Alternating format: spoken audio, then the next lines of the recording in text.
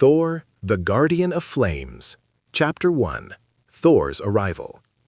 Heavy rain fell over the Villa Esperanza neighborhood when Mariana spotted the small animal trembling behind the trash cans. It was an ordinary Tuesday in July, the kind when the cold seeps into your bones and makes anyone want to retreat indoors. But Mariana had gone out to take the trash to the curb, and it was in that ordinary moment that her eyes met those two brown circles shining in the darkness, silently asking for help. The dog couldn't have been more than 3 months old.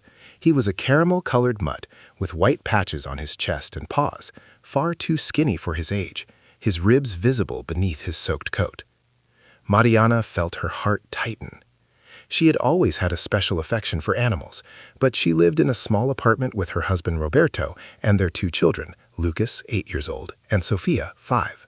It wouldn't be easy to convince the family to take in one more member. "Hi, little one," she whispered, crouching down slowly so not to scare him. The puppy took a step back, but his eyes stayed fixed on her, judging whether he could trust that woman with the gentle voice. "You're cold, aren't you? And hungry too, I bet." Mariana slowly held out her hand, letting the animal catch her scent. After a few seconds of hesitation, the dog stepped forward and pressed his wet nose into her palm. That was all Mariana needed. Without thinking twice, she took off her coat and wrapped the puppy in it, lifting him into her arms as if he were a baby. When she entered the house, Roberto was in the living room watching the news while the children were having dinner in the kitchen. He looked up and immediately noticed the suspicious bundle his wife was carrying in her arms. "Mariana, don't tell me you—" "Roberto, he was freezing to death. Look at that little face." "How do you expect me to leave such a helpless being out on the street?" Before Roberto could argue, Lucas and Sofia came running in from the kitchen, drawn by the commotion. When they saw the puppy, it was as if stars had lit up in their eyes. "A dog! Mom, is he ours?" Lucas was already petting the animal's wet ears. "Can I hold him? Please, please!"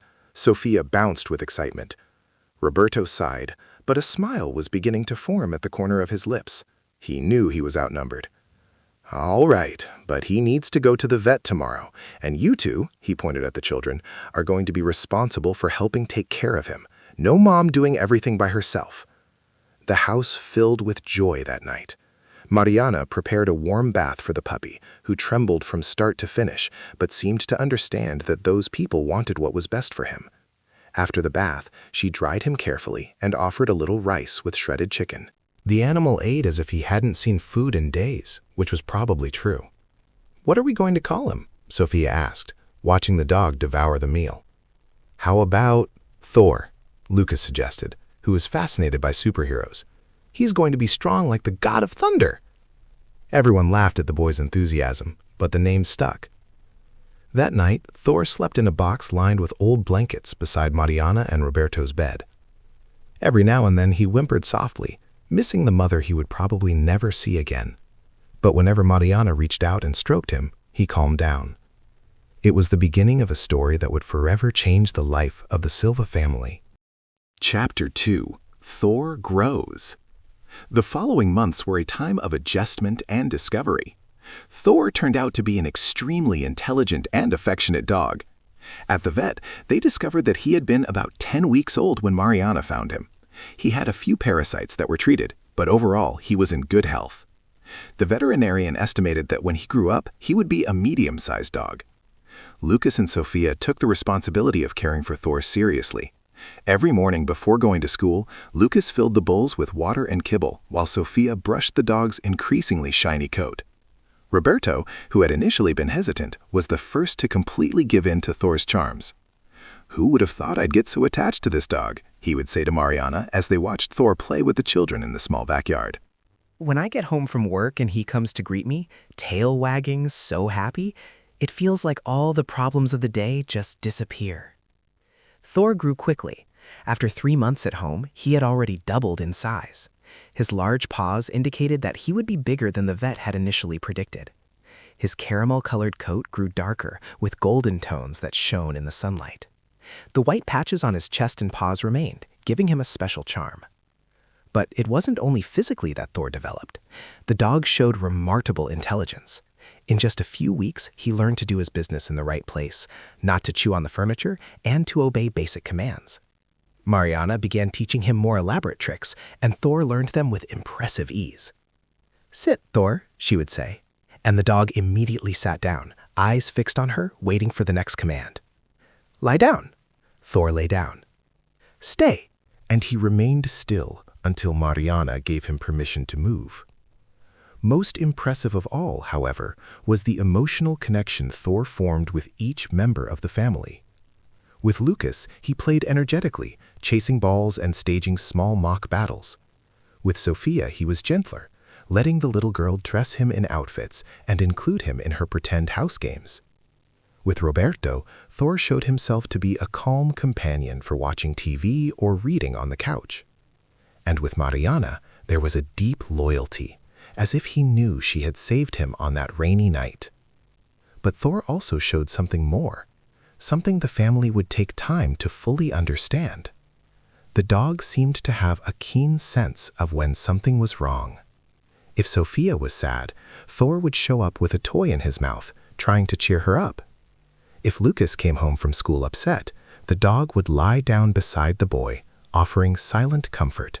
When Mariana had a hard day, Thor followed her around the house, as if he wanted to make sure she was okay. "He understands us," Sophia often said. "Thor knows when we're sad." And it wasn't only emotions that Thor perceived. The dog had a natural protective instinct. When strangers approached the house, he barked to alert the family. It wasn't an aggressive bark, but a warning one. When the doorbell rang at night, Thor would go to the door and stay on alert until it was clear there was no danger. "He's a natural guardian," Roberto observed once. "I feel like I can trust him to take care of our family." Time passed, and life followed its normal rhythm. Roberto worked as an accountant at a firm downtown, Mariana taught Portuguese at a municipal school, and the children studied and grew up healthy. Thor became the center of joy in the house, the bond that brought that family even closer together. Neighbors and friends came to visit just to meet the famous Thor, who welcomed everyone enthusiastically, but always kept one eye on the members of his human pack.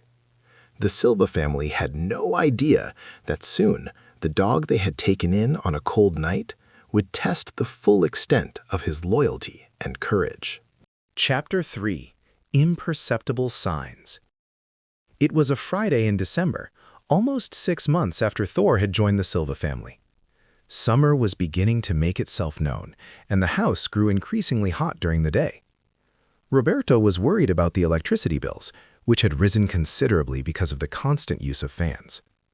"We need to check the electrical wiring," he commented during dinner. "The house is over 30 years old, and we've never done proper maintenance." "Is it really that urgent?" Mariana asked. "The end of the year is coming. Expenses go up with Christmas and the kids' vacation." "We can leave it for January," Roberto agreed.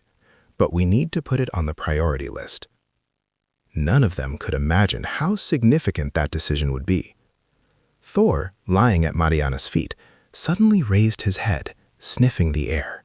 His eyes turned toward the corner of the living room, near the outlet where the television and the cable box were plugged in. For a few seconds, he remained still, watching intently, ears upright, picking up sounds humans couldn't perceive. "What is it, Thor?" Lucas noticed the dog's behavior. "Did you see an insect?" Thor let out a low, almost imperceptible growl, but soon lay back down, although his eyes remained vigilant in that direction. Everyone laughed, thinking the dog was just being paranoid.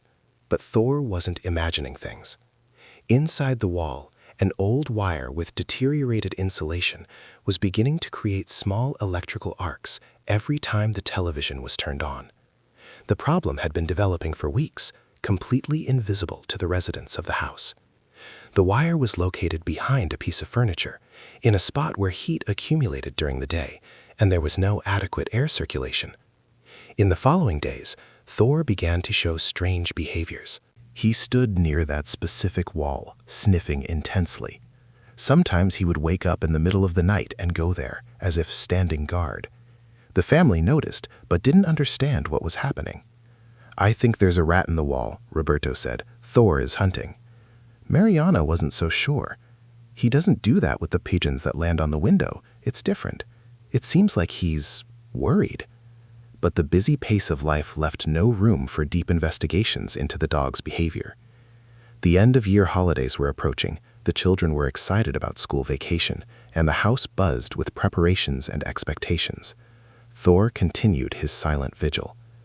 Whenever the family went out, he positioned himself where he could see that wall. When everyone slept, it was common for Mariana to wake up in the middle of the night and see two glowing eyes in the dark. Thor awake, alert, protecting his pack from a danger that had not yet fully revealed itself. 1 week before Christmas, during an especially hot afternoon, the television began to have problems. The image showed interference, sometimes flickering. Roberto thought it was an issue with the device or the cable TV signal. "I'll call a technician after the holidays," he decided.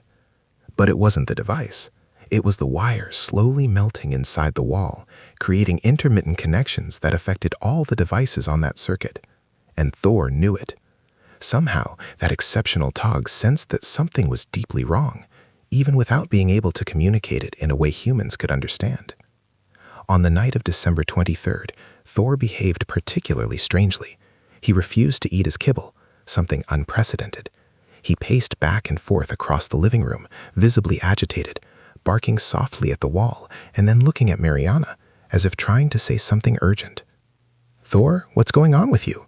Mariana was worried. "Are you feeling sick?" She ran her hand over his body, checking to see if anything was wrong, but Thor seemed physically fine. It was his behavior that had changed. The dog went to the problematic wall, scratched lightly and barked, then returned to Mariana and repeated the process. "Roberto, I really think something is wrong with that wall. Thor is obsessed." "Mariana, it's Christmas Eve. Let's deal with this after the holidays, okay?" Reluctantly, Mariana agreed. Thor finally calmed down when she sat on the couch and called him closer. The dog lay down beside her, but his eyes never stopped watching that specific spot in the room. If walls could talk, they would tell of the wire that was already dangerously hot, of the charred insulation, of the spark that would soon find flammable material. But the walls were silent, and only Thor, with his keen senses and protective instinct, perceived the tragedy that was approaching. Chapter 4. The Night of Fire. December 24th arrived with the typical heat of the Brazilian summer. The Silva family spent the day preparing Christmas dinner. Sophia helped Mariana decorate the table with a red tablecloth and Christmas arrangements they had made together at school. Lucas was responsible for setting up the nativity scene on the living room shelf, carefully arranging each figure while humming Christmas songs. Roberto went out early to buy the last ingredients and returned with full bags, including a few last-minute gifts he had found on sale. The Christmas spirit filled every corner of the house, bringing that warm feeling of family unity that only this time of year provided. Thor seemed to have relaxed a bit. Perhaps the constant movement in the house and the children's contagious joy had distracted him from his worries. He played with Lucas in the backyard, running after an old tennis ball, tongue hanging out, enjoying the simple moments of that special afternoon. "Look at that, even Thor got into the Christmas spirit," Roberto commented, watching the dog play with the kids. "I was worried about him yesterday." "I was too," Mariana admitted, "but I think I was being paranoid. He's fine." That night, the family gathered for dinner.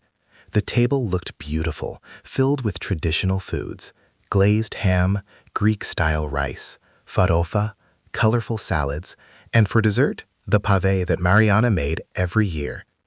The children were glowing, chatting excitedly about what they hoped to get from Santa Claus. Thor got his special plate with pieces of unseasoned ham and a little rice. He ate with appetite, to Mariana's relief, as she was still worried about his refusal to eat the day before. "A toast," Roberto raised his glass of sparkling wine, while the children raised cups of juice. "To our family, may God always bless us, and to Thor, our newest member, who has brought even more joy into our home." "To Thor," everyone repeated, and the dog barked as if he understood he was being honored. After dinner, they opened the presents. Lucas got a video game he had been asking for months.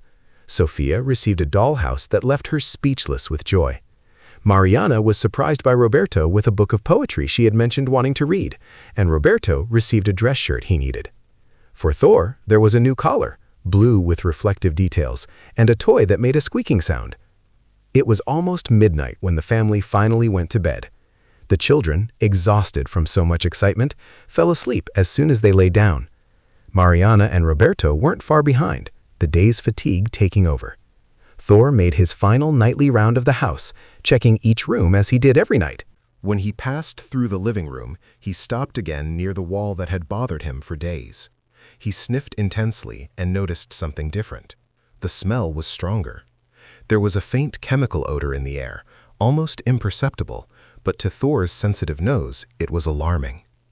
The dog lay down in his bed in the living room, but he couldn't sleep. His eyes remained open, vigilant. The hours passed slowly, and Thor maintained his solitary watch while his family slept peacefully, unaware of the danger developing inside the walls. It was 3:15 in the morning when it happened. The overheated wire finally gave way completely. A spark met the deteriorated insulation, and within seconds, small flames began to form inside the wall. The fire found the dry wood of the old structure and began to spread with silent voracity. Thor jumped to his feet, every nerve ending on maximum alert.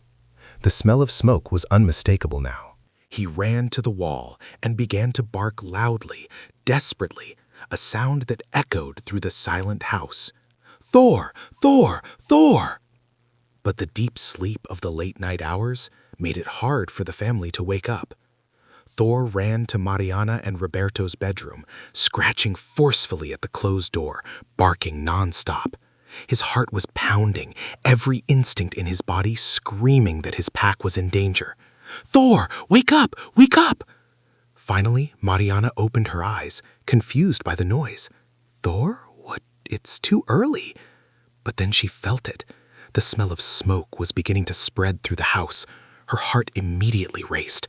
"Roberto! Roberto! Wake up! There's a fire in the house!" Roberto woke with a start. "What? Fire?" Thor continued barking desperately, running between the bedroom and the living room, trying to guide them to where they needed to go, but also warning them of the growing danger. Mariana and Roberto got up quickly. When they opened the bedroom door, they saw smoke beginning to accumulate along the ceiling of the hallway. Panic set in. "The children!" Mariana screamed. In Chapter 5, the family faces a dangerous house fire and struggles to navigate the smoke-filled hallways. Guided by their dog's instincts, they avoid hazards and blocked exits. When their initial escape route is cut off, the dog leads them toward a different part of the house to find another way out. Would you like a summary of the next chapter? The window! We can get out through the window! It was risky. The bedroom was at the front of the house, and the window opened onto the street, nearly 2 meters above the ground. But it was the only safe option now. The family ran back down the hallway. The smoke was turning black and dense, making it almost impossible to see. Everyone coughed violently. Sophia had stopped screaming and was just sobbing in Mariana's arms, which was even more worrying. Thor reached the bedroom first, barking at the window. Roberto passed Mariana and went straight to open it, mentally thanking himself for never having put bars on it, as many neighbors did. "Neighbors! Help! Fire!"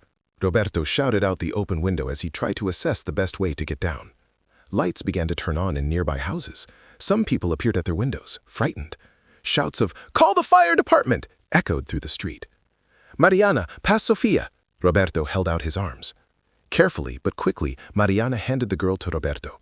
He leaned out the window as far as he could and lowered Sofia until his arms could reach no farther, reducing the distance to the ground.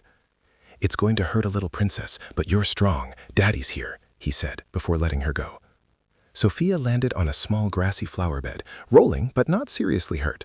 She got up crying, but she was out of the burning house. "Lucas, you're next!" The boy was terrified, but climbed onto the window ledge with his mother's help.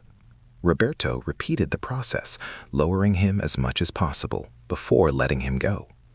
Lucas was heavier than Sofia, and the fall was a bit harder, but he also managed to get out without serious injuries. "Your turn," Roberto said to Mariana. "And Thor?" Mariana looked at the dog, who remained in the room with them. He'll go after you. Hurry! Mariana was heavier, and it would be harder for Roberto to hold her. She turned around, beginning to climb out the window backward, with Roberto holding her hands. When she was hanging, Roberto let her go. Mariana landed on her feet, but lost her balance, twisting her ankle, but she was safe. "Roberto, get out!" she shouted from the street. But Roberto looked at Thor. The dog was at the window ledge, clearly afraid of the height. He was too big for Roberto to hold and lower the way he had with the children. "Come on, Thor! Jump! You can do it!" The dog whimpered, hesitant. Through the bedroom door, flames were beginning to appear. The fire had spread down the hallway and was now invading every room. "Thor, jump!" Roberto ordered with authority. Trusting his owner, Thor jumped. Roberto jumped right after him. Both landed on the grass, Thor rolling but quickly getting up, Roberto feeling a sharp pain in his knee, but alive. The family was reunited in the street, injured but alive, when they heard the sound of fire truck sirens approaching. Neighbors had already surrounded the children with blankets, and someone was offering water. Everyone looked back, seeing the flames now completely consuming their house, their memories, their belongings. Everything they had built over the years was being destroyed before their eyes. But they were alive. All 5 members of the Silva family were alive, and they owed it to the caramel-colored dog that Mariana had found 6 months earlier on a rainy July night. Chapter 6: The Rubble and Gratitude. The firefighters took nearly 2 hours to completely control the fire. When the sun began to rise that Christmas morning, the Silva family's house was nothing more than smoldering rubble. The walls were still standing, blackened and fragile, but the interior was completely destroyed. The roof had collapsed in several places, and everything flammable had turned to ashes. The family sat on the sidewalk in front, wrapped in blankets the neighbors had brought. Sofia slept in Mariana's arms, emotionally exhausted. Lucas leaned against Roberto, quiet, processing everything that had happened. Thor lay at everyone's feet, vigilant even after the danger had passed. A firefighter approached, removing his helmet. He was a middle-aged man, his face marked with soot. "Mr. Silva, I'm Captain Mendez. Thank God everyone is okay." "We only have our dog to thank," Roberto said, stroking Thor's head. "If it weren't for him waking us up when he did, we wouldn't be here." The captain looked at Thor with respect. "Dogs have an incredible sense of smell. He probably sensed the smoke and the smell of the fire starting long before it became obvious to you. You were very lucky to have him." "Not luck," Mariana corrected, tears streaming freely down her face. "It was divine providence. 6 months ago, I found this dog abandoned on the street. I almost didn't bring him home because I thought it would be complicated. Now he saved our lives." The captain nodded, understanding the depth of the emotion in that moment. "You have a true hero here. I'll include this in my report. Stories like this need to be told." A paramedic came to check on everyone. Mariana had twisted her ankle and would need follow-up care. Roberto had a swollen knee, Lucas had a few scratches on his arms, and Sofia was in emotional shock but physically unharmed. Thor was also examined, and surprisingly was fine, just a little shaken and with sensitive paws. "Do you have somewhere to go?" asked a neighbor, Donna Carmen, who lived 3 houses down. She was a woman in her 60s, always kind, who often praised Thor when she saw him being walked down the street. Mariana and Roberto looked at each other, the reality of the situation finally weighing on them. They no longer had a home. Everything they owned had been destroyed by the fire. Clothes, documents, keepsakes, family photographs, the Christmas presents that had barely been opened. "No, we don't," Mariana admitted, her voice breaking. "Then come to my house," Donna Carmen said firmly. "I have 2 spare rooms since my children got married. It's not much, but you can stay as long as you need." Other neighbors approached, offering clothes, food, toys for the children. The solidarity was moving. People who barely knew the Silva family were mobilizing to help in that moment of tragedy. "We can take care of Thor if necessary," offered a younger neighbor. "I have a big backyard." "No," Lucas said immediately, hugging the dog. "Thor stays with us, always." "He saved our lives," Sofia added, now awake and calmer. "He's family." Donna Carmen smiled. Thor is more than welcome in my house too. What a wonderful hero. As the morning advanced and the firefighters finished their work, the Silva family slowly stood up from the sidewalk and headed toward Dona Carmen's house. Roberto limped. Mariana carried Sofia. Lucas firmly held Thor's leash, the new one he had gotten for Christmas, and that, miraculously, was still on him. As they looked back one last time, they saw their home destroyed. But they also saw something else. They saw that they were together. They saw that they were alive. They saw that the love that bound them was stronger than any material tragedy. And they saw Thor walking proudly beside them, the abandoned dog who had become the savior of their family. Chapter 7. The First Days. Dona Carmen's house was welcoming, though modest. She insisted that the family take showers, change clothes. She had some of her children's clothes that could work temporarily, and eat something. It was Christmas Day, but none of them had the spirit to celebrate. Thor received a plate of food and fresh water. The dog ate a little, but spent most of the time checking where each family member was, as if he needed to be sure everyone was safe. He would lie down strategically where he could see all the rooms at the same time.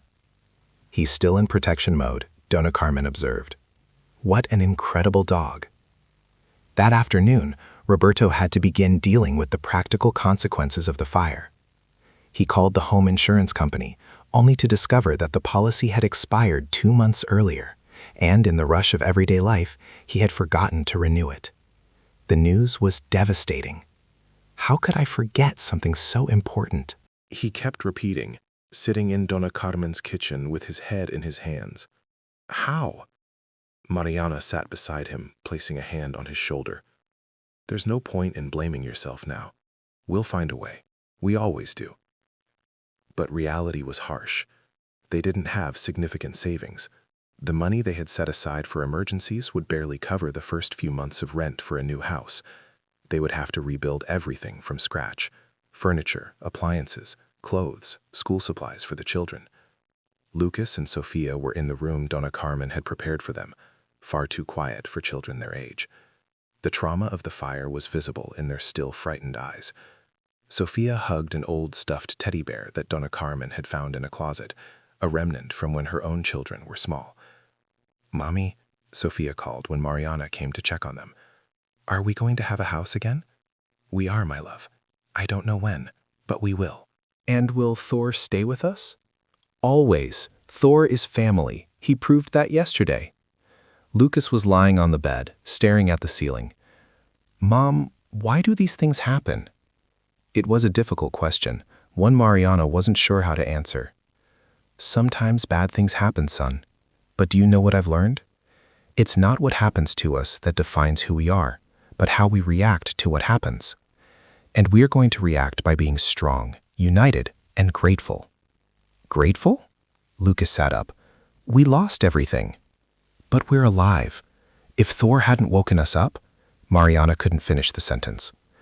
"Things can be replaced, my son. People can't." Thor entered the room at that moment, as if he knew he was needed. He jumped onto the bed, something that normally wasn't allowed, and lay down between the two children. Lucas immediately hugged him, and Sofia nestled against his soft fur. "Thank you, Thor," Lucas whispered. "You saved us." In the days that followed, the Silva family's story began to spread. One of the neighbors who had witnessed the fire had filmed the moment the family climbed out the window and posted it on social media, along with the story of how the dog had warned them. The video went viral. "Hero Dog Saves Family from Fire on Christmas Night," the headlines read. Reporters began showing up at Dona Carmen's door. They wanted to interview the family, meet Thor, tell the story. Roberto and Mariana, initially reluctant, realized that perhaps the exposure could help them in some way. The first interview was for a local newspaper. The reporter, a young man named Fabio, was genuinely interested in the story. "How do you feel about Thor now?" he asked. "He was always special to us," Mariana replied. "But after that night, he became more than a pet. He's our four-legged angel. He saved our lives without hesitation, risking his own life in the process." "And you, Lucas, Sofia?" "What does Thor mean to you?" Sophia, still shy, answered softly, "He's my best friend." "And he's a real superhero," Lucas added. "When we chose the name Thor for him, it was a joke, because of the comic books. But now I see that he really is a hero, a real hero." Thor lay at the family's feet during the interview, seeming unaware of all the attention, but always vigilant. When the photographer asked to take pictures, Thor posed patiently, letting the children hug him. The article was published the next day, taking up the entire front page of the city section.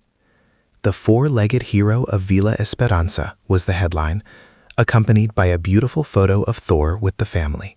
Chapter 8. The Chain of Solidarity. What the Silva family didn't expect was the reaction the story would provoke.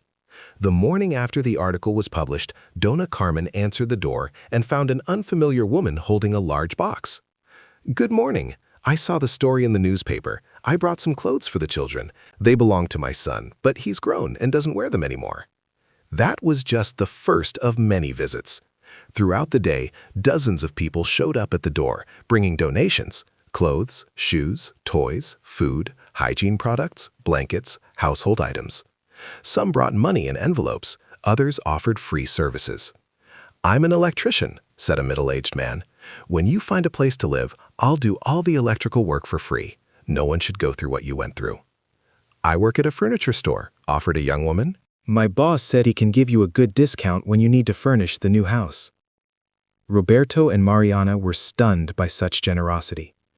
They cried with emotion every time someone came to help. "We don't know how to thank you," Mariana kept saying, hugging each person who brought something.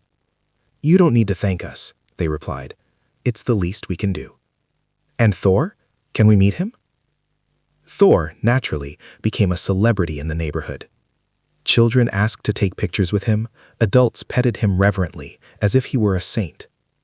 The dog accepted all the attention patiently, but his eyes always returned to his family, making sure they were okay. 1 week after the fire, an online fundraiser was created by a group of neighborhood residents. "Help the Silva family start over" was the title of the campaign, which told the full story of the fire and Thor's heroism.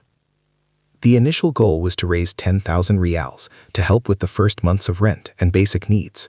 In 3 days, the fundraiser had already surpassed 50,000 reais.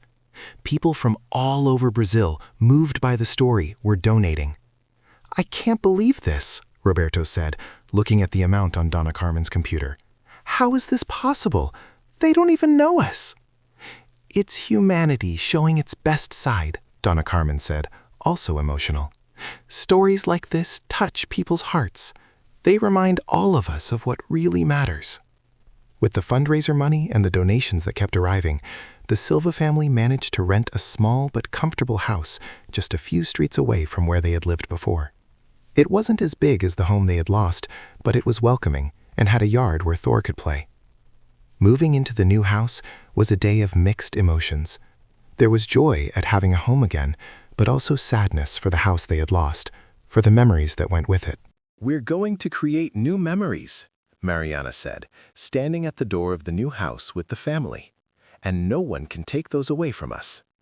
Thor was the first to enter, as if he were inspecting the territory, making sure it was safe for his pack. He walked through every room, sniffing corners, checking windows. Only after he returned to the door and sat down, looking at the family as if to say, "It's okay," did everyone else go in. The neighbors helped unload the donated furniture. The house quickly began to take shape. It wasn't luxurious, but it had everything they needed. The children got a shared bedroom, decorated with some of the toys they had received. Roberto and Mariana had their bedroom, simple but cozy. Thor got a new bed, large and comfortable, strategically placed in the living room, where he could see all the rooms. "Welcome to our new home, Thor," Lucas said, petting the dog. "You deserve the best spot in the house." That night, the first in the new house, the family gathered in the living room. They still didn't have a television, but it didn't matter. They sat together on the donated couch, Thor at their feet, and simply talked, laughed, and remembered. "You know what I realized?" Sophia said, looking around. "We lost a lot of things in the fire, but we gained much more. What do you mean, sweetheart? Roberto asked. We got new friends. We saw that there are good people in the world. We became more united, and we know that Thor will always take care of us. The wisdom of that 5-year-old child left everyone silent for a moment. She was right.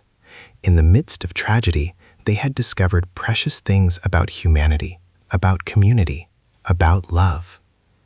And there's one more thing we gained, Mariana added, tears in her eyes. We learned what really matters. It's not the things we have, it's who we have by our side. Roberto hugged the whole family, including Thor, who had climbed onto the couch and was in the middle of the collective embrace. We're together. That's what matters. And we'll rebuild, day by day, until we're even stronger than before. Chapter 9. Recognition. 1 month after the fire, the Silva family's life was beginning to return to a routine. Roberto had gone back to work, Mariana had returned to teaching at school, and Lucas and Sofia were back in their school activities. Thor continued to be a vigilant guardian, but he was also more relaxed, realizing that his family was safe again. That's when an official letter from City Hall arrived. Roberto opened it curiously, and his eyes widened as he read the contents. Mariana, you're not going to believe this. What is it? Thor is going to receive a Medal of Honor. City Hall wants to hold an official ceremony recognizing his heroism. The children who were doing their homework at the kitchen table dropped everything and came running. Thor is going to get a medal? Like the heroes in the movies? Lucas was euphoric. Exactly! It says here that the ceremony will be in 2 weeks in the Grand Hall of City Hall. The mayor, city council members, and the press will be present. Thor, lying on his bed, perked up his ears when he heard his name repeated so many times with excitement. He didn't exactly understand what was happening, but his family's joy made his tail wag. My Thor is going to be really famous.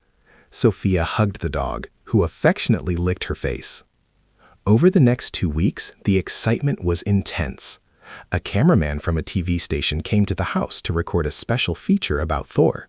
He filmed the dog in his daily activities, playing with the children in the backyard, making his security rounds around the house, lying protectively at Mariana's feet while she graded papers. He really never leaves your side, does he? The cameraman commented. Never, Roberto confirmed. Since the fire, he's been even more attentive.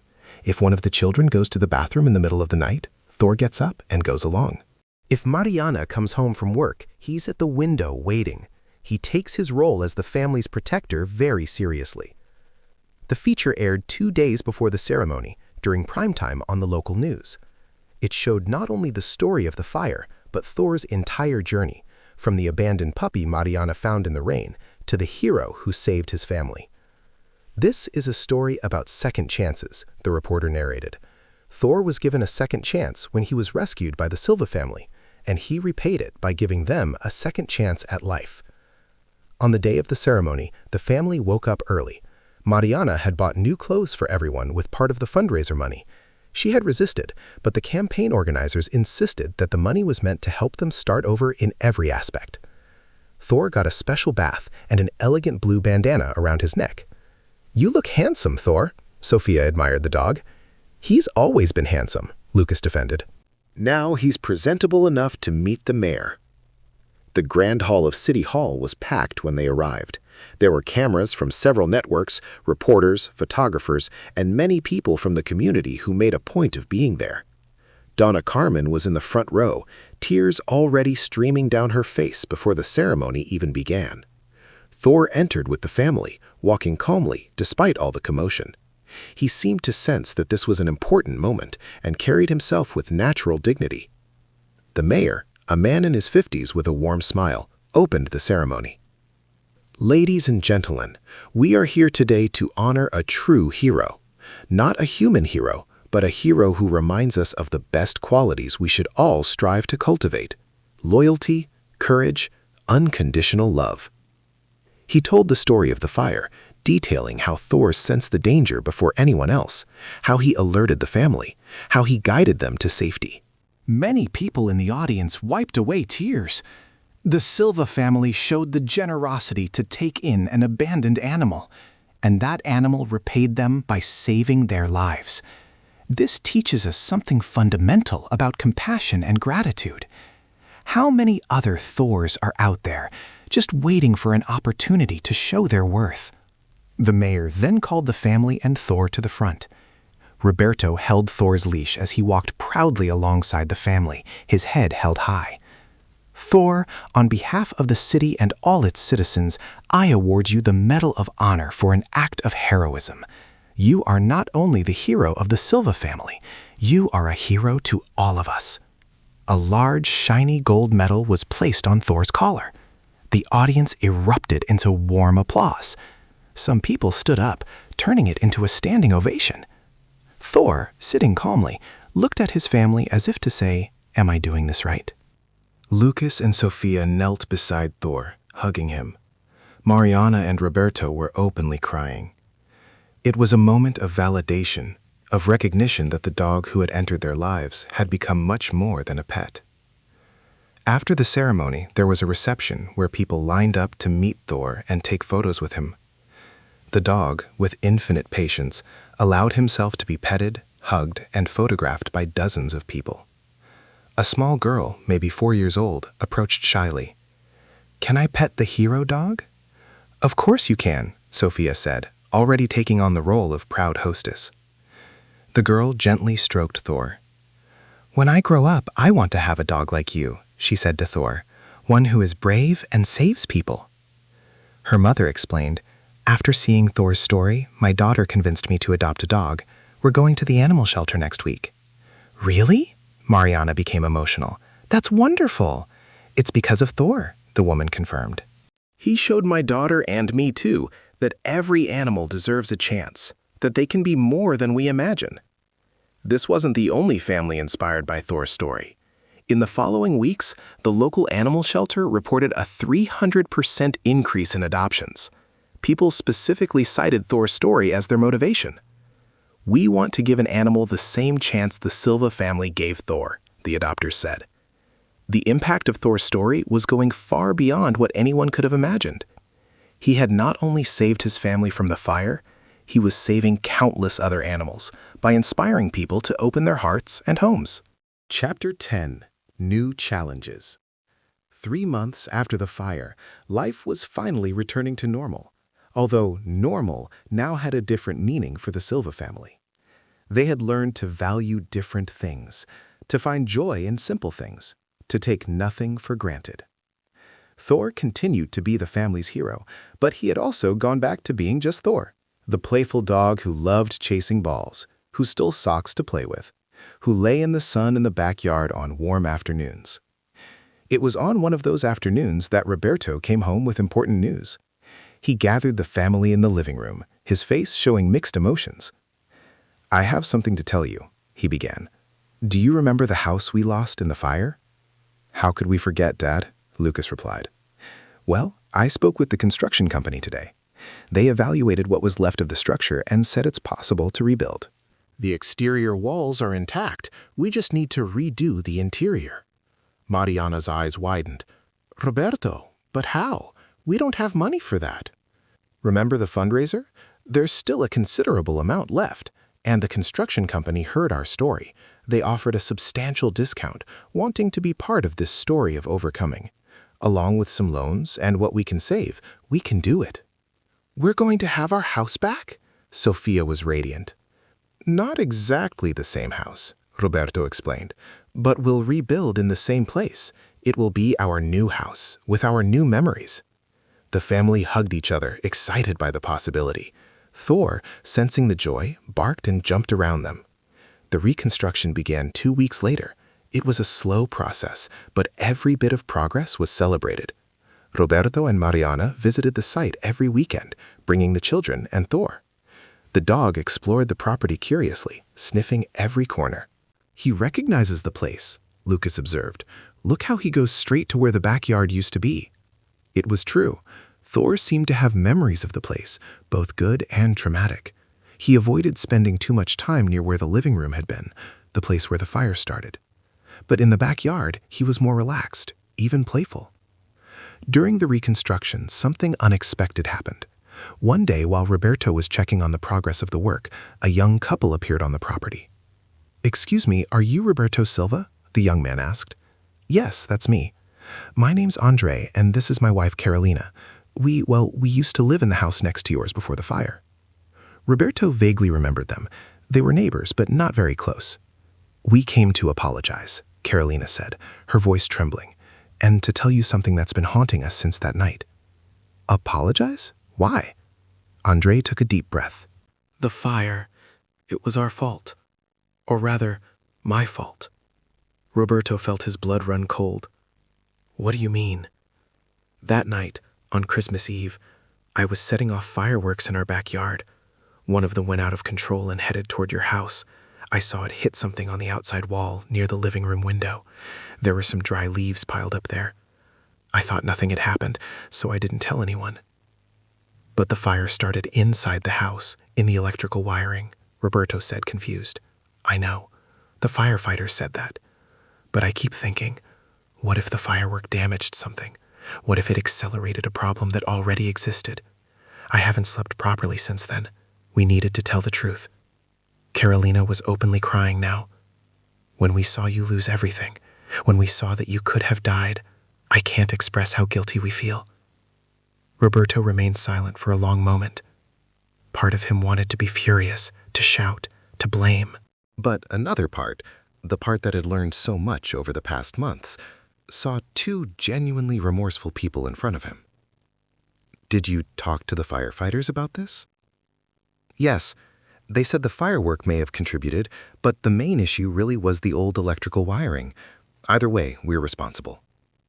"Why are you telling me this now?" "Because it's not right to live with this lie, and because we want to help. I sold a car I had saved. We want to donate the money to help with the reconstruction." Roberto looked at the young couple and saw the genuine remorse in their eyes. He thought about everything his family had been through, but also about everything they had learned.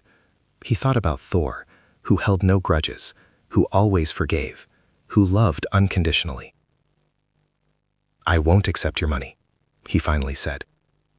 Andre and Carolina looked devastated. "But," Roberto continued, "I'll accept it if you come help with the construction on some weekends. Deal?" The two of them looked at him, incredulous.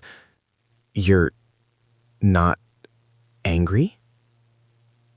"Am I? A little, maybe. But anger won't rebuild my house. Anger won't heal anyone. You made a mistake, you took responsibility, and you want to do the right thing. That's all I can ask." Carolina hugged Roberto, sobbing, Thank you so much."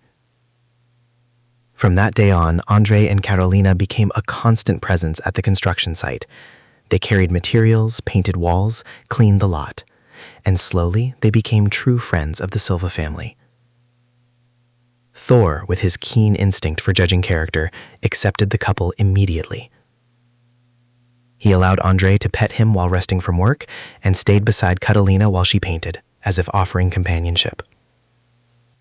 Mariana, when she learned the full story, had the same reaction as Roberto. Life is too short to hold on to resentment. You're showing who you really are through your actions. That's what matters. Chapter 11. The Reborn House. 6 months after the reconstruction began, the house was almost finished. It wasn't identical to the previous one, but in some ways, it was better. The electrical system was completely new and modern, meeting all safety standards. Smoke detectors had been installed in every room, a fire extinguisher on each floor, and even a sprinkler system in the ceiling. "We're never going through this again," Roberto said every time he checked the safety systems. The house had small differences compared to the old one. The backyard was a little bigger because Roberto negotiated buying a strip of land from the neighbor behind them. The windows were larger, bringing in more natural light. And there was a special door installed between the house and the backyard, a dog door large enough for Thor to pass through freely. "It's Thor's door," Lucas explained to visitors, "so he can protect the house from the inside and the outside." Thor, of course, learned how to use his door within minutes. He went in and out repeatedly, clearly proud to have his own private entrance. Moving day back into the house was scheduled for a Saturday. The entire community seemed to be involved. Donna Carmen brought food for all the helpers. Andre and Carolina were there early, coordinating the arrival of the furniture. Neighbors showed up with flowers, plants, welcome gifts. "It's like a rebirth," Mariana said, standing on the sidewalk looking at the renovated house. "It's not just a rebuilt house. It's us, rebuilt." The children ran inside as soon as Roberto opened the door, exploring every room with enthusiasm. Thor followed closely, also exploring, but in a more methodical way. He entered each room, sniffed the corners, checked the windows. It was as if he were doing a complete inspection before declaring the place safe. "He's recognizing the territory," observed a neighbor who worked as a veterinarian. "Dogs have very strong spatial memory. He knows this is the place where something bad happened. He's checking to see if it's safe now." It took a few hours for everything to be organized. The furniture was positioned, boxes unpacked, curtains hung. Little by little, the house came back to life. They weren't the same things, but they were things chosen with love, with purpose. Mariana placed in the living room a single photo that had survived the fire, a family photo taken a month before the tragedy, with everyone smiling and Thor in the center. The photo was damaged around the edges, stained by smoke, but that made it even more special. "This photo reminds us of where we came from," she explained to Sophia, "of the hardships we overcame." When the sun began to set, most of the helpers had left, but a few close friends stayed for an improvised dinner. Donna Carmen had brought a giant lasagna. Andre and Carolina made a huge salad, and others contributed soda, bread, and dessert. Seated around the new kitchen table, everyone shared stories, laughter, and a few emotional moments. Thor moved around the table, receiving affection from everyone, occasionally getting a treat discreetly offered by the children. "A toast," Roberto raised his glass, "to new beginnings, to true friendships, and to our Thor, who taught us the true meaning of family." "To Thor!" everyone replied in unison. The dog, hearing his name, barked once, making everyone laugh. That night, after the last visitors had left and the children had gone to bed, Mariana and Roberto sat on the front porch. The street was quiet, only the occasional sound of a car passing in the distance. Thor lay between them, his head resting on his paws, his eyes half closed, but still vigilant. "We did it," Mariana said softly, holding Roberto's hand. "We really did it. I never doubted it. Not after everything we went through together." You know what's funny? When I found Thor that rainy night, I almost didn't bring him home. I thought about all the difficulties a dog would bring. One more mouth to feed, more responsibility, more complications. Roberto smiled. "And now? Now I know that was the most important moment of my life. Not just because he saved us from the fire, but because he taught us so much. About loyalty, unconditional love, gratitude. Thor gave us much more than we gave him. I think it was a two-way street. We saved him from the street, he saved us from the fire. But more than that, we saved each other from a life without real purpose. He showed us what truly matters." Thor opened his eyes fully, looking at the two of them as if he understood every word. Maybe he did. Maybe that special dog understood far more than people imagined. Chapter 12. 1 year later. The first anniversary of the fire arrived as a day of reflection. The family decided not to treat it as a day of sadness, but as a day of celebration. A celebration of life, of resilience, of unity. "We could have lost everything that day," Roberto said during breakfast. "But instead, we gained a new perspective on what really matters." Lucas, now 9 years old and visibly more mature, agreed. "My teacher asked me to write about a moment that changed my life. I wrote about the night of the fire, about Thor. I got the highest grade." "Can I read it?" Mariana asked. Lucas went to get his notebook and read aloud.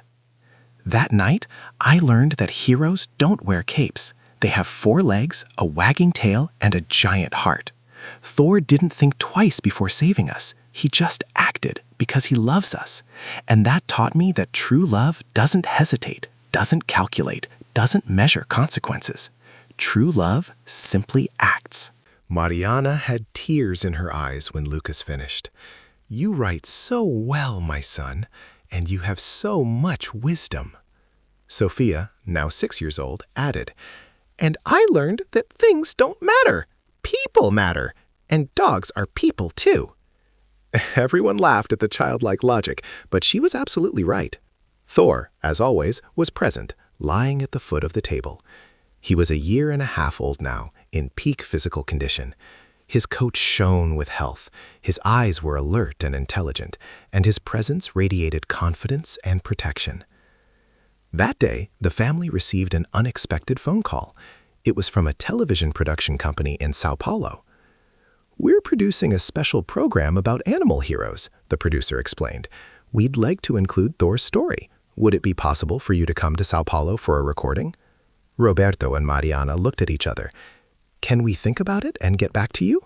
"Of course! But I can tell you in advance that the program will be broadcast nationwide. Thor's story deserves to be known throughout Brazil." After talking with the children, who were extremely excited about the possibility of being on television, the family accepted. 2 weeks later, they were in a studio in Sao Paulo, with Thor wearing a new bandana and his Medal of Honor for merit. The recording was emotional. The host, a charismatic man named Fernando, conducted the interview with sensitivity and genuine interest. "Thor, you are an example to us all," he said, kneeling to be at the dog's eye level. "You remind us that gratitude is not just a word, it's an action. You repaid the love you received by saving lives." Thor, always well-behaved, allowed the host to pet him, his tail gently wagging. "And you, Mariana, do you regret bringing Thor home that rainy night?" "Regret?" Mariana smiled. "It's the best decision I've ever made in my life. Thor is not just our dog. He is our guardian angel, our protector, our most precious family member." "Lucas, Sophia, what's it like growing up with a hero at home?" Lucas answered first. "It's normal, actually. I mean, every day I remember he's special, but to me, he's just Thor. My best friend who makes me laugh, plays with me, and sometimes steals my snack when I'm not looking." Everyone laughed. Sophia added, "He's still a hero every day. There doesn't have to be a fire for him to save us. He saves me when I'm sad, protects me when I'm afraid of the dark, and makes me feel safe. Every day he's a hero." The program aired a month later, during prime time. The ratings were extraordinary. Millions of people all over Brazil watched the story of the Silva family and Thor. The consequences were immediate. The family began receiving messages from across the country, people sharing their own stories of being saved by animals, others saying they were inspired to adopt, some simply expressing gratitude for Thor bringing hope in difficult times. One letter in particular deeply touched Mariana's heart. It was from a woman named Beatriz from Recife. "And you saved 2 lives, hers and mine. Thank you for sharing your story." Mariana read the letter aloud to the family during dinner. Everyone was deeply moved. "See, Thor?" Sophia petted the dog. "You're saving people without even knowing it. You're magical." Roberto reflected. "It's amazing how one good deed can create a domino effect. We saved Thor. Thor saved us. And now our story is saving others. It's like ripples in a lake, spreading farther and farther." "We should do something more," Lucas suggested, "like helping more dogs the way Thor was helped." That was how Project Thor was born. The family, with the help of friends and the community, created an initiative to help local animal shelters. Part of the money that was still left from the fundraiser was allocated to the project, and they organized monthly adoption events. Project Thor is not just about adoption, Mariana explained to the participants. It's about giving second chances. It's about recognizing that every animal has the potential to be extraordinary if they are given love and opportunity. At the first Project Thor adoption event, 23 animals found homes. At the second, there were 31. People came specifically because they knew Thor's story and wanted to be part of that chain of love. Thor, of course, was present at every event. He became the official mascot, welcoming people, allowing children to hug him, inspiring confidence in the Shire animals at the shelter. "Look at how the other dogs react to him," a shelter volunteer noted. "It's like Thor transmits confidence to them. Look at me," he seems to say. "I was scared once too, but these people are good." Chapter 13: A Legacy of Love. 2 years had passed since that fateful Christmas night. The Silva family was stronger than ever. Roberto had been promoted at work. Mariana had published a children's book about a heroic dog. Guess who the inspiration was? Lucas was doing well in school, and Sofia had become a passionate advocate for animal rights, even at 7 years old. Thor, now 2.5 years old, was in the prime of his life, strong, healthy, and still incredibly devoted to his family. He still made his nightly rounds around the house, still checked every room before sleeping, still was the first to wake up if any strange noise occurred. "He's never going to stop protecting us, is he?" Roberto commented one night, watching Thor do his routine inspection. "It's his nature," Mariana replied, "and I wouldn't want it any other way. It makes me feel safe." Project Thor had grown beyond any expectation. What began as monthly adoption events had turned into a registered non-profit organization with volunteers, regular donors, and partnerships with veterinary clinics that offered discounted services for adopted animals. "We've already helped more than 300 animals find homes," Lucas proudly announced during a project meeting. He had taken on the role of official adoption counter, keeping meticulous records in a notebook decorated with drawings of dogs and cats. Sofia had created what she called the Thor's Friends Club at school. It was a group of children who committed to treating all animals with kindness, never mistreating them, and always helping animals in need whenever possible. "We already have 22 members," she announced proudly, and everyone promised that when they grow up, they'll adopt instead of buying. Thor's story continued to inspire. An independent filmmaker contacted the family, proposing to make a full documentary about his journey. Another writer wanted permission to include the story in a book about heroic animals in Brazil. "I never imagined our story would have such an impact," Mariana confessed to Dona Carmen during coffee. The two had become inseparable friends after the months the family spent at her house. "That's because it's a genuine story," Dona Carmen replied. "In a world full of bad news, stories like Thor's remind us that kindness, gratitude, and pure love still exist. People need that." Thor had also become something of a community therapist. The family discovered that his presence had a calming effect on people going through difficult times. They began taking Thor to visit children's hospitals, nursing homes, and recovery centers. "That dog has a gift," a nurse said after Thor spent an afternoon with hospitalized children. There was a girl who hadn't spoken for days because of the trauma from an accident. Thor lay down next to her bed, and she started petting him. After a few minutes, she began talking to him. It was the first time we heard her speak since she arrived here. These stories accumulated. A lonely elderly man who smiled for the first time in weeks when Thor visited the nursing home. A teenager struggling with depression who found motivation to keep going after learning about the Silva family's story of overcoming adversity. A boy with autism who made eye contact for the first time while hugging Thor. He's fulfilling a greater purpose, Roberto reflected. Thor didn't just save us from that fire. He keeps saving people, in different ways, every single day. On a Saturday morning, the family received an unexpected visit. It was Captain Mendez, the firefighter who had commanded the fire response 2 years earlier. "Captain, what a surprise!" Mariana greeted him warmly. "Please, come in." "Thank you. Actually, I came here with a specific purpose." He knelt down and petted Thor, who immediately recognized him, wagging his tail. "We're starting a training program for fire detection and search and rescue dogs. I wanted to know if you'd be interested in having Thor be part of it." The family fell silent, surprised. "It wouldn't be full-time," the captain explained, "but a few days a week, Thor could be trained and eventually participate in rescue operations. He clearly has the natural instinct. With proper training, he could save many more lives." It was a tempting but also frightening proposal. It would mean putting Thor in potentially dangerous situations. "Can we think about it?" Roberto asked. "Of course, but know that Thor would be very valuable to the fire department, and you would continue to be his family. He would still live here, still be your dog. He'd just have a job a few days a week." After the captain left, the family gathered to discuss it. "I think we should let Thor decide," Sofia suggested with the peculiar wisdom of children. If he likes the training, we let him. If he doesn't, we don't force him. It was a surprisingly sensible suggestion. They agreed to take Thor for a trial training session. On the scheduled day, the whole family accompanied Thor to the fire station. The trainer, an experienced man named Sergeant Paolo, worked with Thor for 2 hours. The dog demonstrated impressive natural abilities, a sharp sense of smell to detect smoke, agility to navigate obstacles, and most importantly, calm under pressure. "This is one of the best dogs I've ever evaluated," the sergeant said honestly. "He has everything we look for: intelligence, courage, emotional control, and a natural desire to protect." Thor seemed to be loving every minute.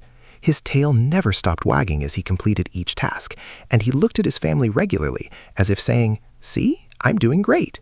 "I think we have our answer," Mariana said, seeing Thor's joy.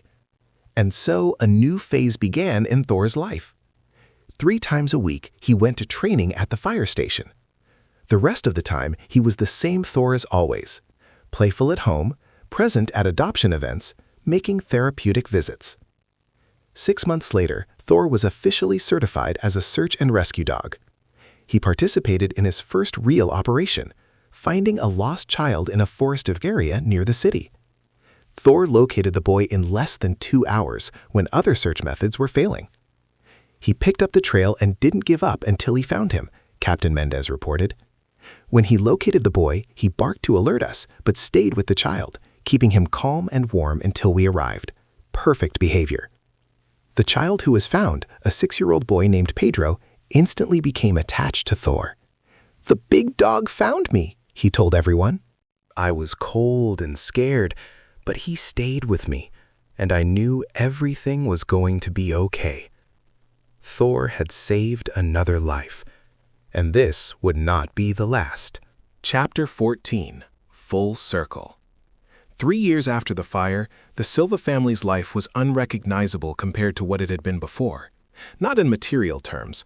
The rebuilt house was comfortable, but simple. Their financial resources were modest, but sufficient. The difference was in purpose, perspective, and the meaning they found in each day. "Remember when our biggest concern was which TV to buy or where to spend our vacation?" Roberto commented one night. "It feels like another life," Mariana agreed. "Now our concerns are deeper, but also more meaningful. How can we help more animals? How can we spread the message of responsible adoption? How can we make a difference?" Lucas, now 11 years old, had decided he wanted to be a veterinarian when he grew up. "I want to help animals like Thor," he said. "I want to be someone who makes a difference." Sophia, at 8 years old, was already talking about becoming a rescue dog trainer. "Or maybe a firefighter," she pondered. "I haven't decided yet, but I know I want to work saving lives, like Thor." Project Door had expanded to 3 neighboring cities. They had a network of volunteers, partnerships with pet shops for food and supply donations, and an education program that visited schools teaching children about responsible pet ownership. "More than 1,000 animals have already found homes through the project," Mariana announced during a 3-year anniversary event. But the numbers don't tell the whole story. Each one of those animals transformed a family, just as Thor transformed ours. Thor, now 3.5 years old, was in his best shape. As a certified search and rescue dog, he had already participated in 12 successful operations.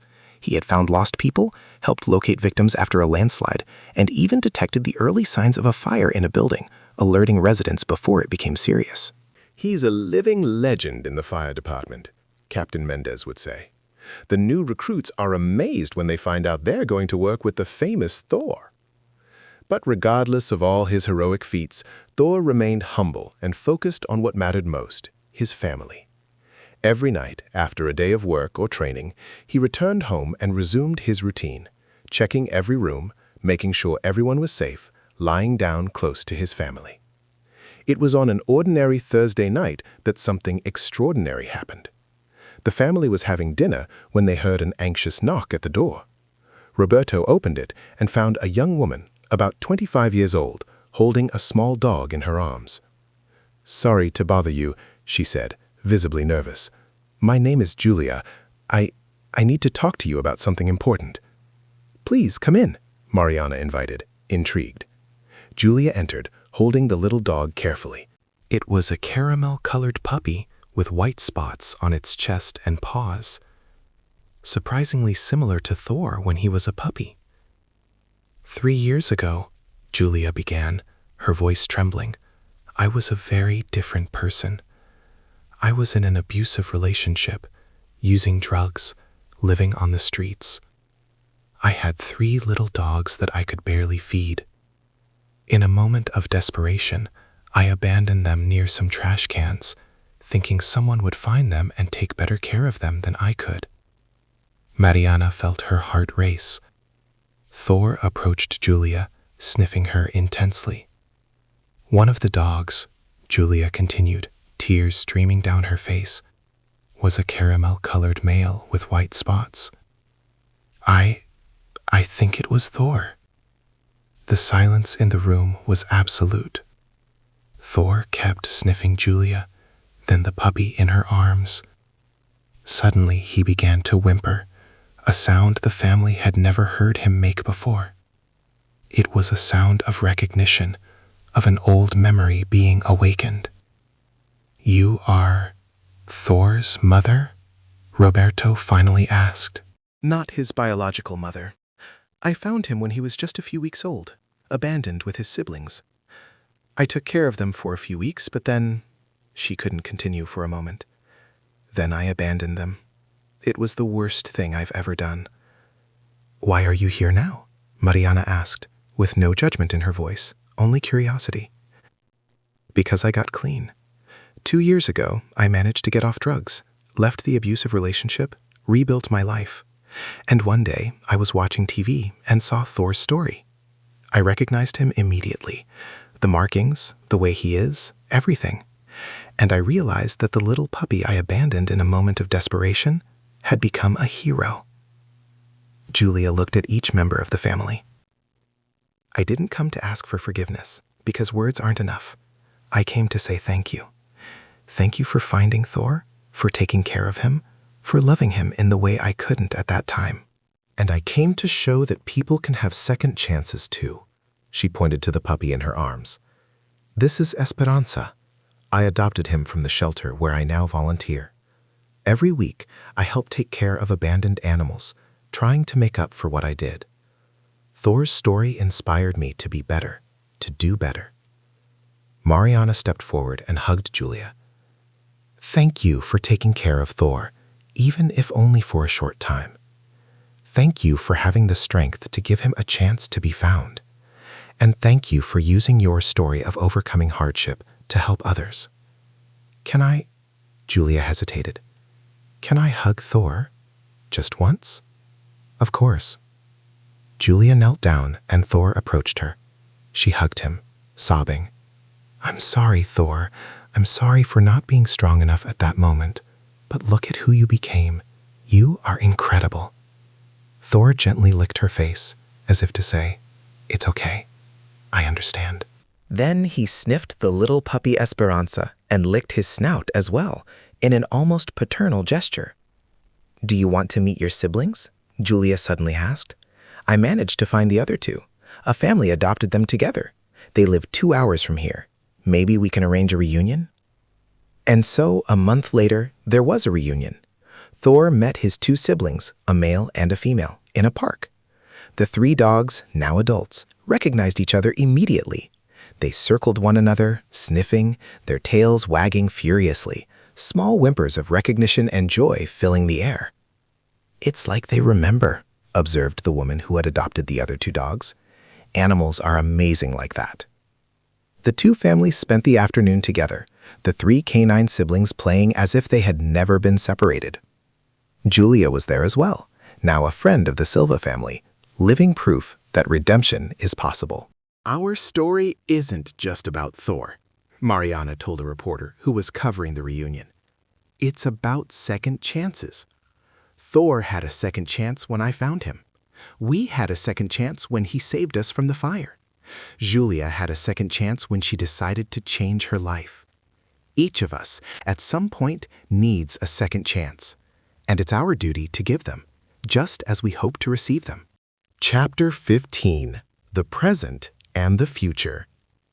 5 years had passed since that rainy night in July when Mariana found a trembling puppy behind the trash cans.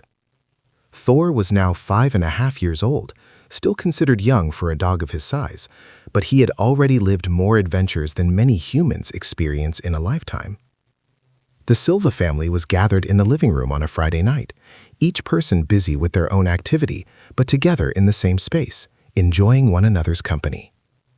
Roberto was reading the news on a tablet. Mariana was grading her students' exams. Lucas was studying for a science test.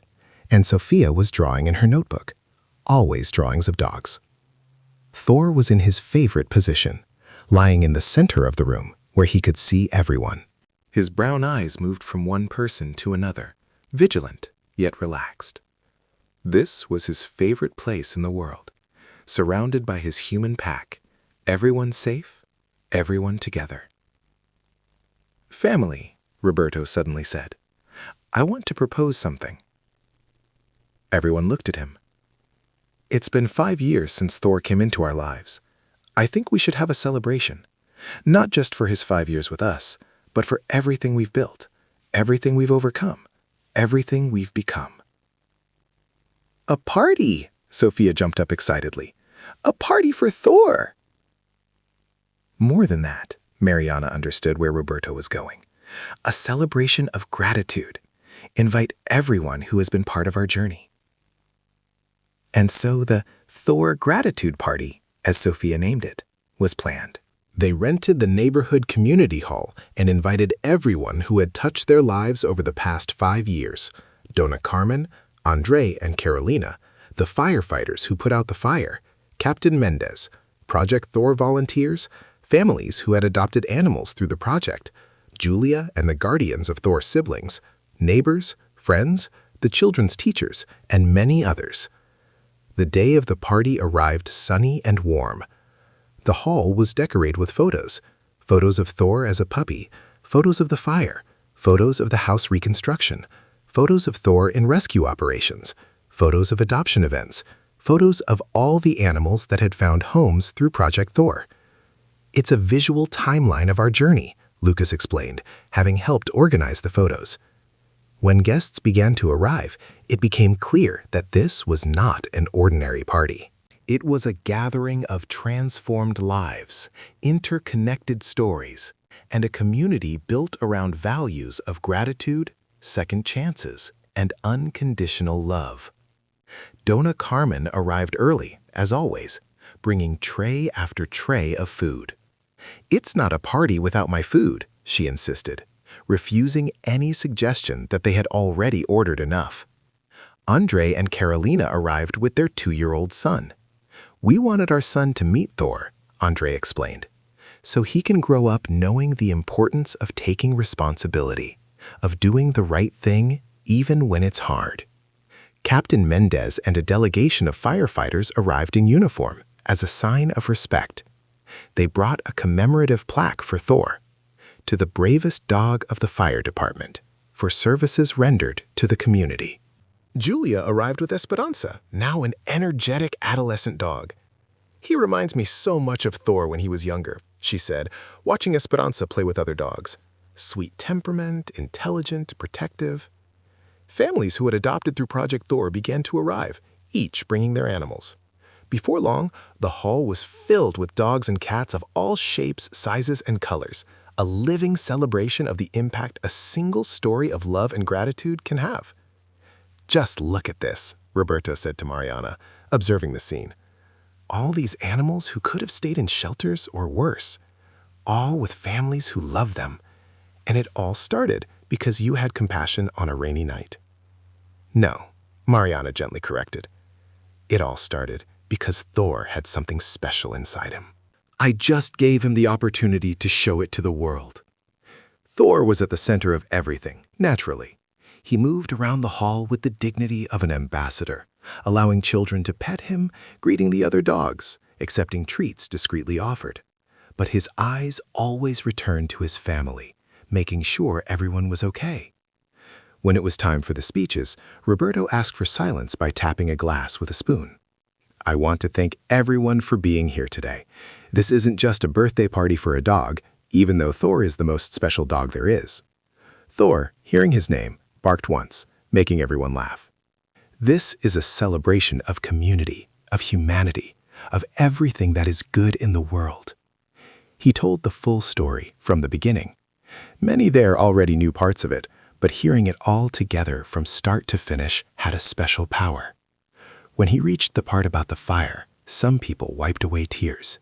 When he spoke about the reconstruction and the help from the community, there were emotional smiles. When he mentioned Project Thor and all the animal lives saved, there was applause.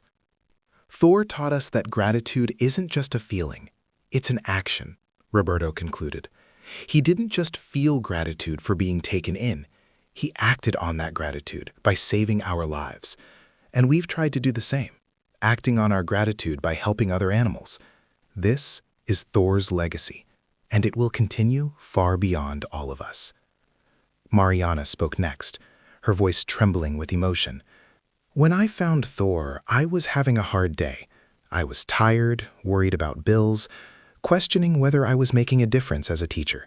I thought, I can't take on one more responsibility. But something in his eyes touched me, and that decision, that moment of compassion, completely transformed our lives. She looked at Thor, who was sitting at her feet. Thor, you taught us that the best gifts come when we least expect them. That value has nothing to do with price or pedigree. That loyalty and love are the only currencies that truly matter. Thank you for choosing to love us, for protecting us, for making us better people. Lucas asked to speak as well. Now 13, he was taller, his voice beginning to deepen, but his eyes had the same sweetness as always. Thor is my best friend. He saw me grow up, was with me in happy and sad moments, never judged me, never left me alone. When I grow up, I want to be half the man, the dog, that Vor is. He laughed at his own mistake, making everyone laugh too. I want to be brave like him, loyal like him, and have a heart as big as his. Sophia, 10 years old and increasingly confident, was the last of the family to speak. I don't really remember what life was like before Thor. For me, he's always been here, but I know he's special. At school, when they ask me who my greatest hero is, I don't talk about comic book superheroes or famous celebrities. I talk about Thor. Because real heroes don't need superpowers. They just need super love. Captain Mendez also wanted to speak, representing the fire department. In my 25-year career as a firefighter, I've worked with many rescue dogs. Thor is without a doubt one of the best. But more than his technical skills, it's his heart that makes him special. In every operation, I see that he's not just following training. He truly cares. Every person he helps find, he treats as if they were a member of his own family. Julia also asked to speak. I didn't deserve to be here today, she began, her voice breaking. I abandoned Thor and his siblings at a time when I was lost. But this family and Thor taught me about forgiveness. They taught me that our worst moments don't define who we are. What matters is what we do afterward. Today, I've been clean for 3 years. I work helping others in recovery, and I volunteer at animal shelters every week. Thor gave me a second chance by inspiring my transformation, and I promise to pass that on for the rest of my life. There were more speeches, more stories, more tears and laughter. Everyone there had a connection to Thor, directly or indirectly. It was extraordinary to see how the life of a single dog had touched so many others.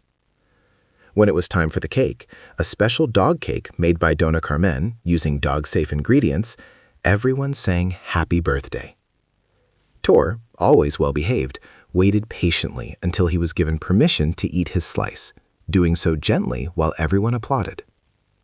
As the night went on and people began to say their goodbyes, there were long hugs, promises to stay in touch, plans for new Project Thor events.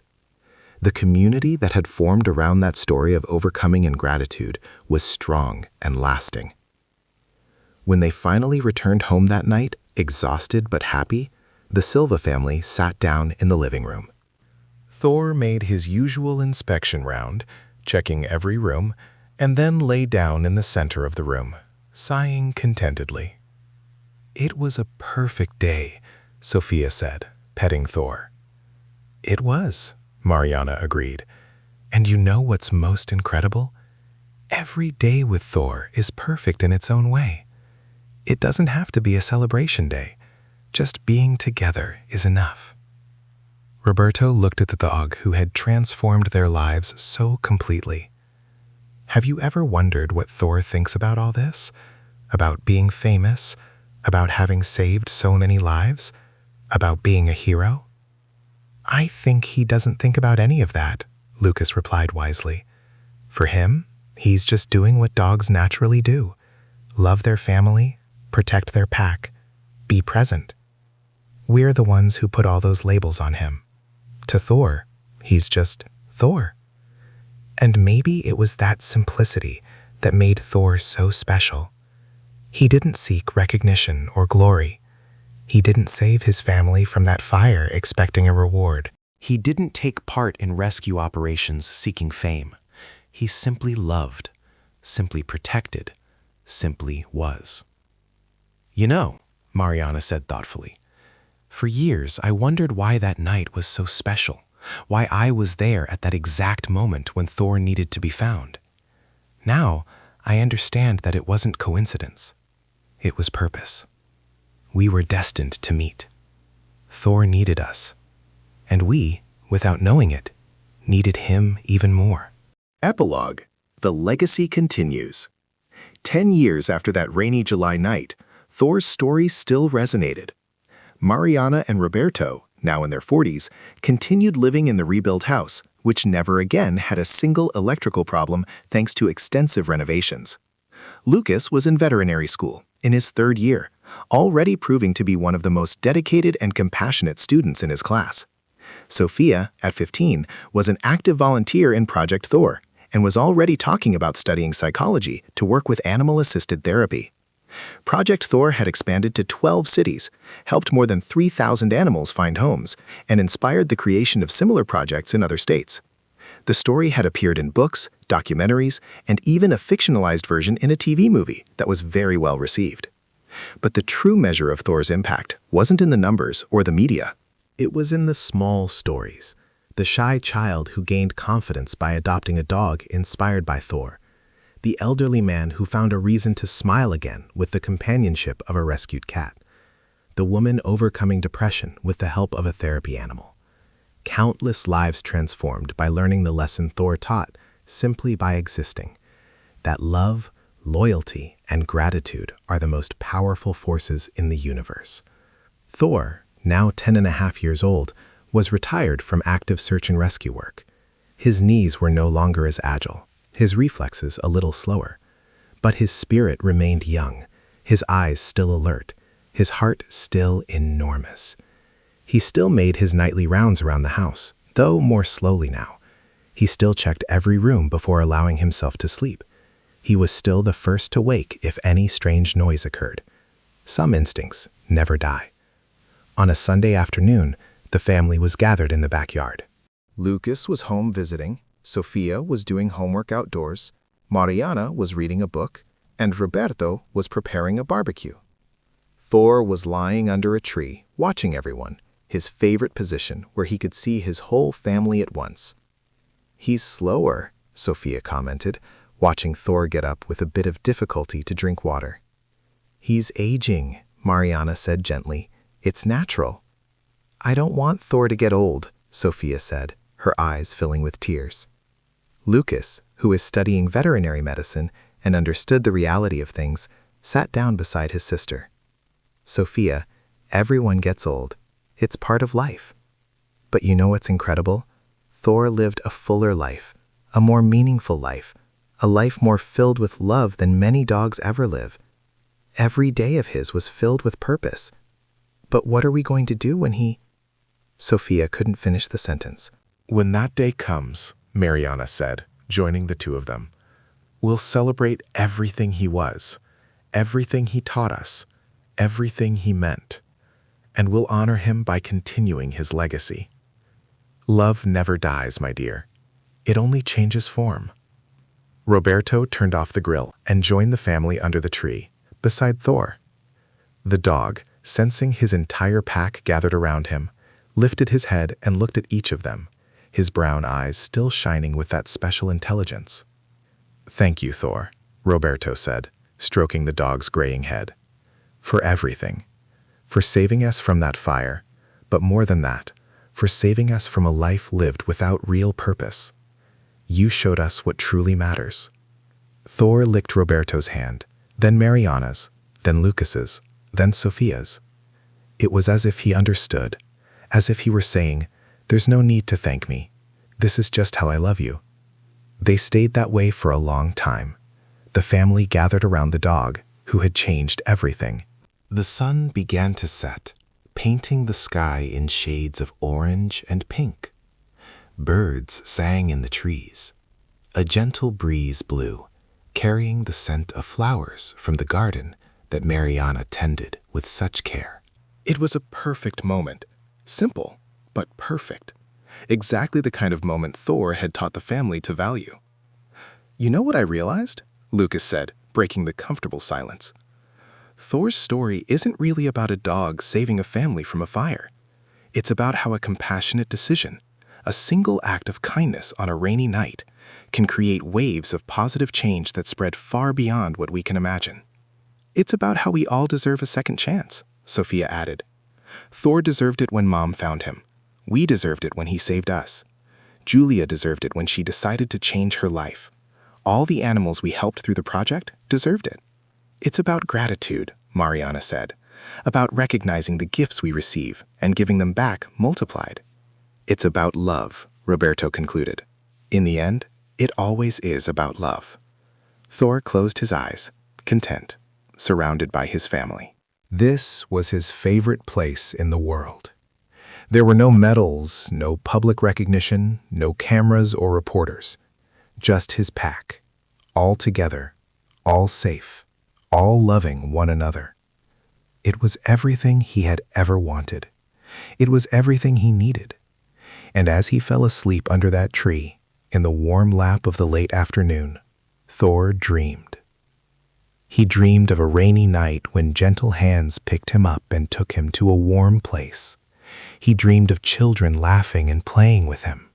He dreamed of a house catching fire and his family following him to safety. He dreamed of all the people he had helped find, all the lives he had touched. But above all, he dreamed of love.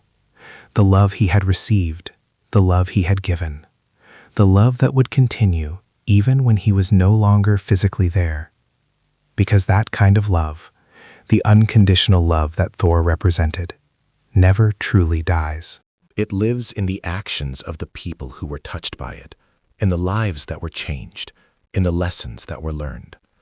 The story of Thor, the caramel-colored dog found on a rainy night, who became a hero, a savior, an inspiration, would continue to be told for generations. Children not yet born would hear about his courage. Animals not yet rescued would find homes because someone would remember his story. Families would still be formed, communities would still be strengthened, lives would still be transformed. Because in the end, Thor's story wasn't just about a dog. It was about the best that exists in all of us. The ability to love, to forgive, to be grateful, to protect those we love, to make a difference in the world. It was about how sometimes the greatest heroes come in the most unexpected packages, not with capes or superpowers, but with 4 paws, a wagging tail, and a heart bigger than anything we can measure. It was about how a single life, human or animal, can change the world, one compassionate action at a time.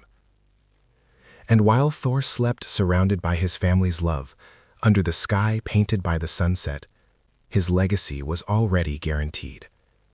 Not in monuments or statues, but in something far more lasting, in the hearts of everyone he had touched, in the lives he had changed, in the love he had inspired. Thor, the dog no one wanted on that rainy July night, had become immortal. Not for being famous, but for having taught a simple yet profound truth. that every life has value, that every being deserves love, and that gratitude, when put into action, has the power to change the world. And that lesson, that legacy, would continue living forever. The end. Dogs are not our whole life, but they make our lives complete. This story is dedicated to all the rescue animals who have found loving homes, and to all the people who have opened their hearts and homes to give them a second chance. May Thor's story inspire more acts of compassion, more responsible adoptions, and more unconditional love in our world.